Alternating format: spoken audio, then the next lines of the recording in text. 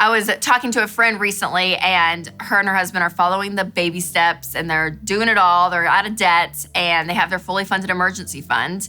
And they're actually, to the point that they're funding 15% of their income into retirement and saving up for kids' college and paying down their mortgage. But she was telling me, she was like, man, I kind of feel a little defeated because, I still feel like we just don't have a ton of money. I just feel like, we did all this sacrifice, but yet all this other stuff we're doing with our money, we're not able to go and take this huge, nice vacation, or we're not able to do the things I really thought we were able to do because there just doesn't seem to be a lot of opportunity because our money is going to all these different places. And so I thought it was a really interesting perspective because as I was talking to her, I was telling her, you realize that you are making decisions today in your life with your money that are setting you up for the long term. That, in the present, you may not have that 15% in your pocket. It's going to retirement. But that means that you're gonna have choices. The 55, 60-year-old version of you is going to love the 30-year-old version of you because you're making wise choices now. But what's so hard is society tells us, no, you should be able to do whatever you want, whenever you want, and just, it doesn't matter. It doesn't matter if you have the money.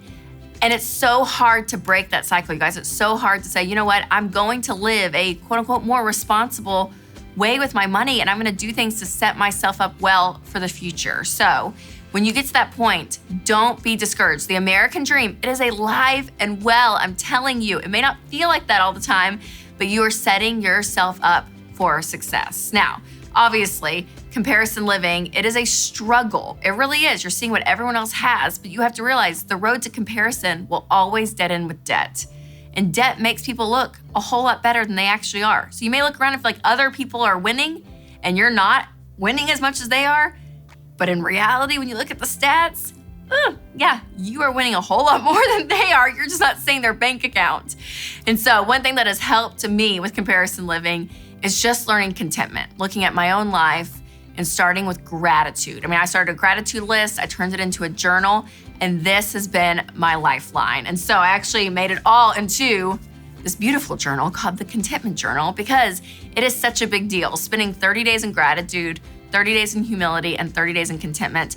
This really is the thing that sets your heart up for this journey. And to say, okay, I'm gonna lay this foundation emotionally where I am, so that way I can make the sacrifices I need to, again, to win for the 55-year-old version of yourself. You guys can do this, you can. So for more information, click the link in the show notes to start reading for free.